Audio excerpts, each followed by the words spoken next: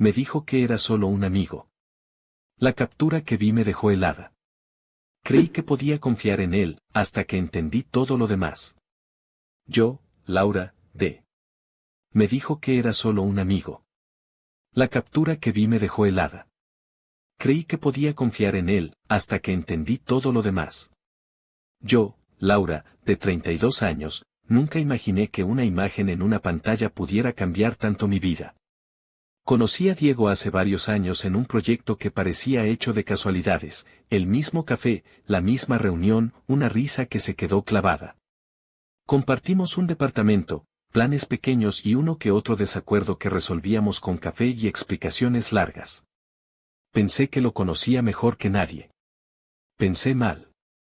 Esa tarde volví antes de lo previsto del trabajo porque me dolía la garganta y quería descansar en casa. Dejé mi bolso en la entrada y escuché el teclado en la sala. Diego tenía la laptop abierta en la mesa. No quise ser la espectadora invasiva de su pantalla, pero algo me empujó a mirar. Allí, en el escritorio, una ventana con la galería abierta, había una captura de pantalla de una conversación. No era una conversación mía, era su chat con Renata. La primera línea que vi fue un mensaje de ella: ¿ya te aseguraste de que todo esté listo? Y la respuesta de Diego, con una calma que me heló la sangre: sí. 20.000 ya están en tu cuenta. Tu parte está hecha. Ahora ocúpate de lo nuestro. Era un número claro, una cifra que dejaba poco lugar a interpretaciones. No era el amigo que él había descrito 1000 veces. No era una charla inocente. Había cariño entre líneas, pero sobre todo había una transacción y un plan. Cuando lo confronté esa misma noche, no hubo titubeos en sus movimientos, pero sí en sus palabras. ¿Qué diablos estás mirando?, dijo con esa mezcla de sorpresa y molestia que tanto me desconcertaba. Le mostré la captura. Esto, dijo fingiendo sorpresa y deslizando el dedo en la pantalla de su teléfono como si me hubiera enseñado otra cosa. Laura, es una imagen vieja, está sacada de contexto. Renata es una amiga de la universidad, nada más. Tú siempre sacando conclusiones. ¿Pagándole 20.000? Pregunté, porque necesitaba que dijera la cifra en voz alta para creer que mi cerebro no me traicionaba. ¿Para qué? ¿Por qué me ves y me llamas paranoica si le mandas eso a una amiga? Diego se sentó, respiró hondo y sonrió con una calma estudiada. Esa captura está manipulada. Mira, tienes una tendencia a exagerar. Siempre que algo te distrae, lo conviertes en una crisis. ¿Qué quieres, que revisemos todos mis chats? Porque eso no es sano. Era el mismo patrón de antes: minimización, culpabilización, hacerme dudar de mi percepción. Me recordó la vez que no recordaba haber cerrado la puerta con llave y cuando lo mencioné él me miró como si fuera ridícula por preocuparte por seguridad. Aquella noche me fui a dormir pensando en la captura, en los 20.000 y en la forma en que él me hablaba como si yo fuera un problema a resolver. A la mañana siguiente, fui con Beatriz. Beatriz había sido mi mejor amiga desde la universidad, con ella compartía claves antiguas y secretos de la adolescencia. Le mostré la foto en la mesa de la cafetería, con las manos temblando. Laura, ¿estás segura de que es la pantalla de Diego?, preguntó ella, cuidadosa. Podría ser un montaje, hay aplicaciones. Lo sé, respondí. Pero no sabría cómo falsificar la coincidencia de otras cosas. Además, recuerdo transferencias raras en la tarjeta. Y las llamadas nocturnas que decía eran de trabajo. Mis palabras sonaban a un rosario de excusas para mí misma. Oga. Vamos paso a paso, dijo Beatriz, apretando mi mano. No lo confrontes de nuevo sin pruebas. Podríamos revisar movimientos, pedir una copia del extracto. ¿Y si él se da cuenta?, pregunté. ¿Y si hace lo que hace siempre, voltear la culpa hacia mí? Suerte de amigas, Beatriz aceptó. Si esto es una trampa, la desmontamos con pruebas. Empecé a vigilar pequeñas pistas. Revisé correos antiguos que compartíamos para ver si había correspondencia con ella.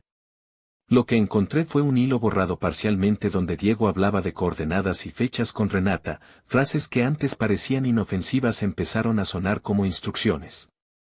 En el extracto de la tarjeta de crédito, aparecieron cargos en días cercanos a esas fechas, y uno de ellos coincidía con la cantidad que había visto en la captura.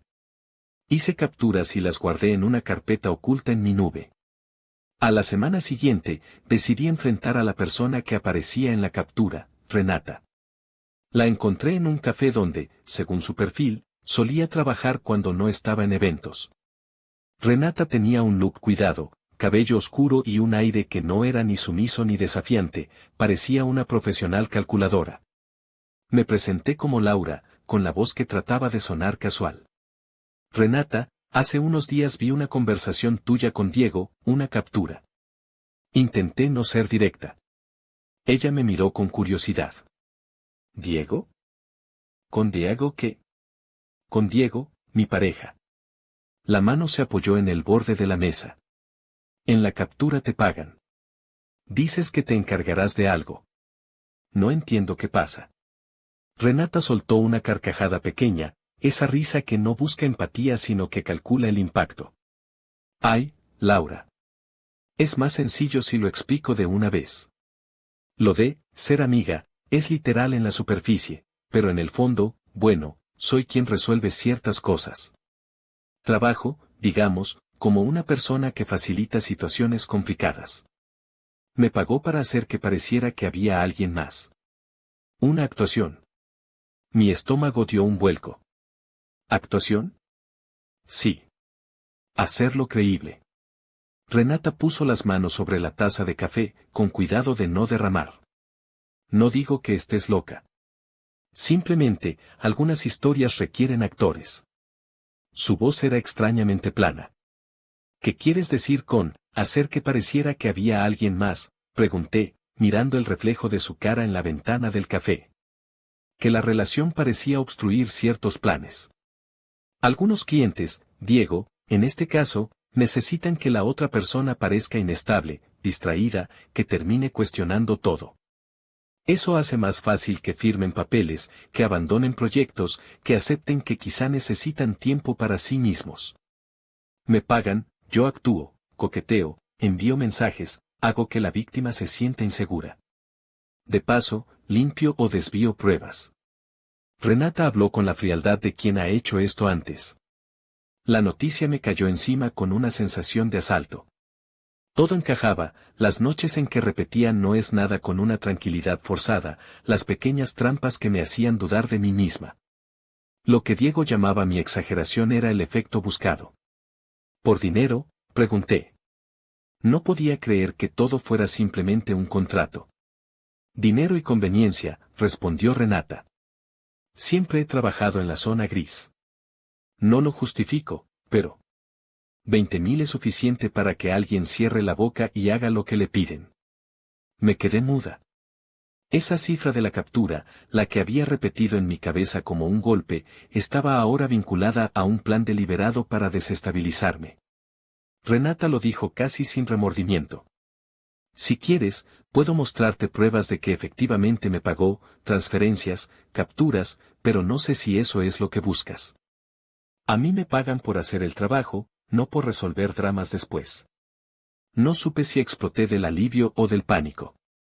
Tenía pruebas, pero también tenía más de lo que imaginaba, pruebas que inevitablemente implicaban a Diego en algo premeditado. Volví a casa con la cabeza en fuego. Esa noche, lo confronté otra vez, esta vez con cosas concretas, unos correos borrados de su cuenta que yo había recuperado del respaldo automático, una traza de la transferencia que aparecía en el extracto de la tarjeta y, por si fuera poco, la grabación de mi conversación con Renata, la había pedido para comprobar la versión y ella, en su frialdad, había aceptado hablar en términos tan rutinarios que acabé grabándola sin que lo notara. Todo lo puse sobre la mesa del comedor. Diego me miró sin hablar por un largo rato. Esto es un montaje perfectamente elaborado. ¿Quién te ayudó a recoger todo esto? Sus ojos buscaban culpable. Beatriz me ayudó a saber cómo pedir los comprobantes, dije. Y Renata habló conmigo, ¿negarás la transferencia? No puedo explicar eso, dijo Diego.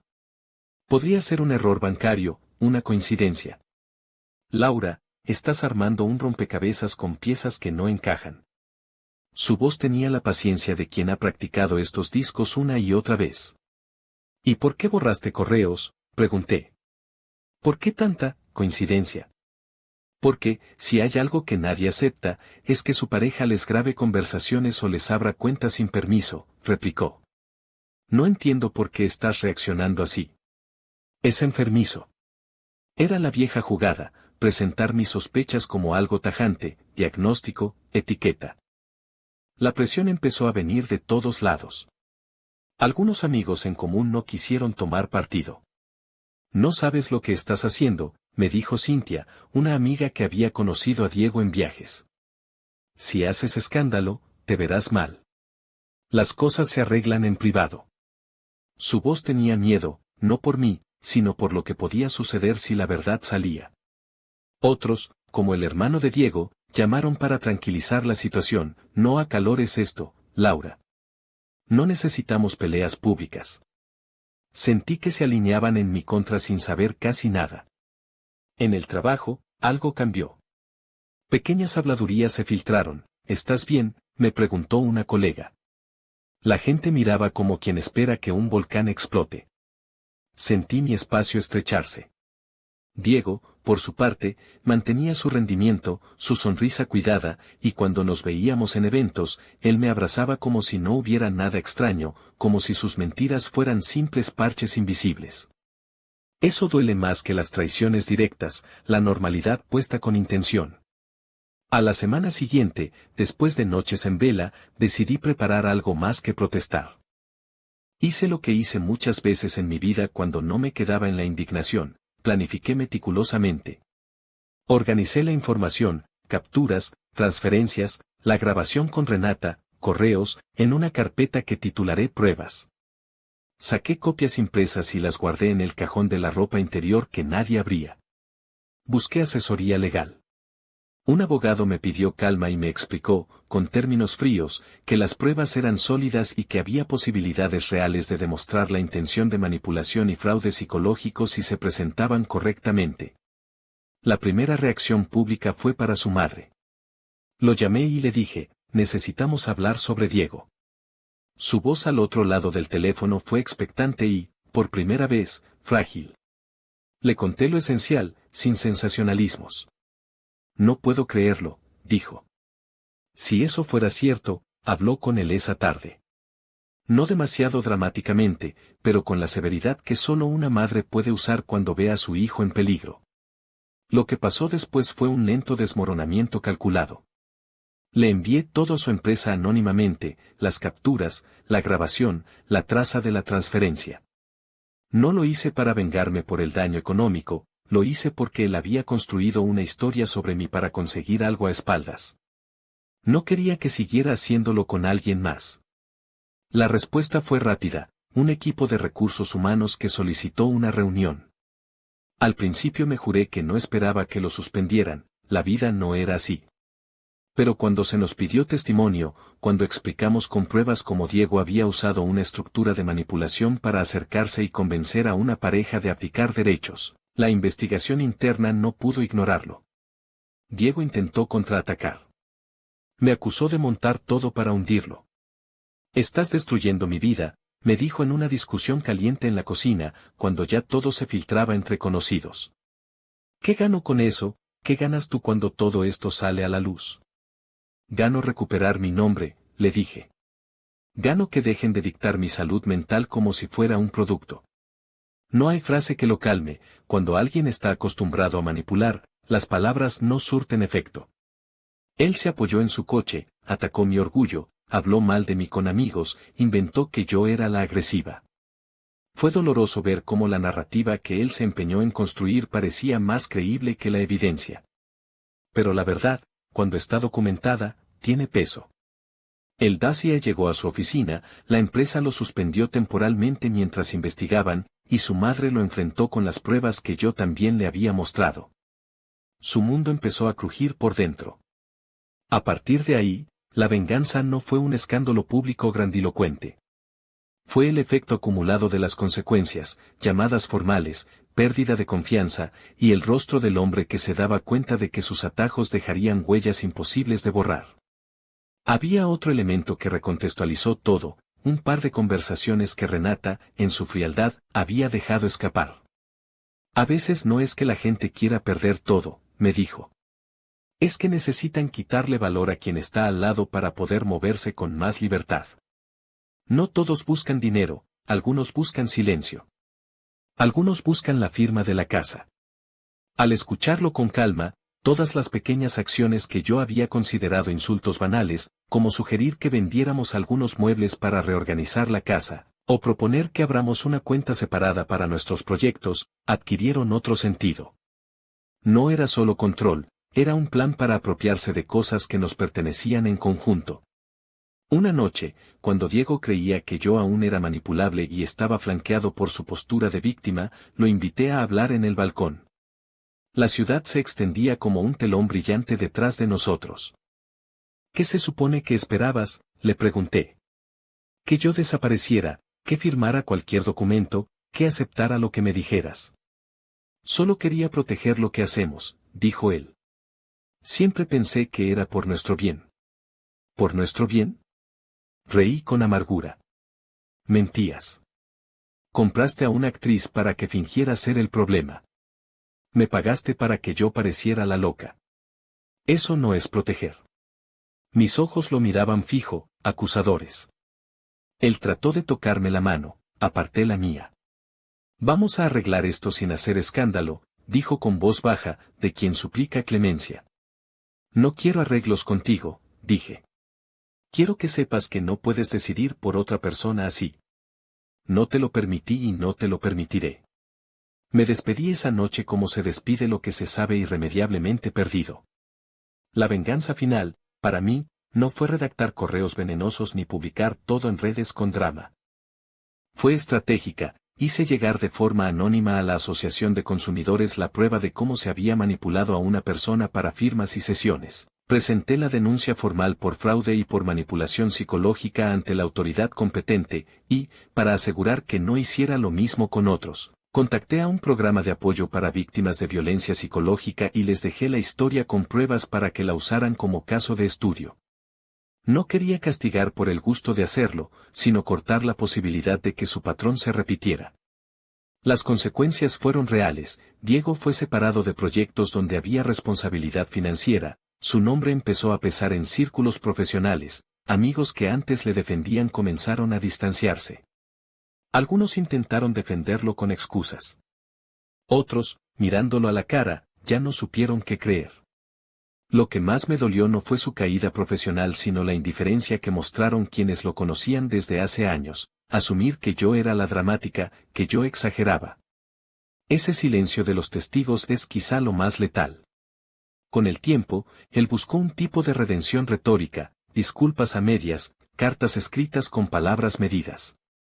Yo las leía y las tiraba en una carpeta llamada postales vacías. No necesitaba sus excusas. Necesitaba garantías de que no lo haría con otra persona.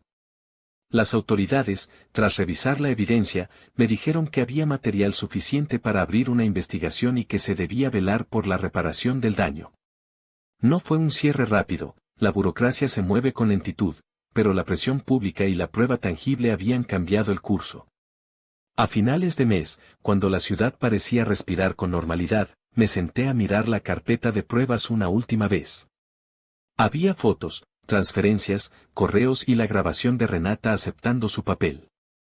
Sentí una mezcla rara, alivio por haber demostrado la verdad y cansancio por todo lo que había tenido que soportar.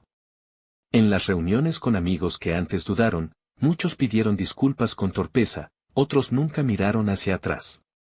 Entre las manos tenía cartas de personas que, tras conocer mi caso, se acercaron para contar que habían vivido cosas parecidas. Empezamos a formar una pequeña red, unos pocos que se ofrecieron a acompañarme en la denuncia. Hubo un momento inesperado de tregua, la madre de Diego me llamó para agradecerme. Si lo que hiciste es real, gracias por mostrarme algo que yo no vi, dijo. Sus palabras no estaban exentas de culpa, pero eran sinceras. En esa conversación comprendí que las consecuencias afectaban más allá de la pareja, una familia entera se tambaleaba, y yo me pregunté si tenía derecho a pedir más dolor para otros. No quería eso. Pero tampoco quería que los patrones siguieran. En los meses que siguieron, mi vida volvió a una normalidad distinta. Dejé el departamento, me mudé a un lugar más pequeño pero mío.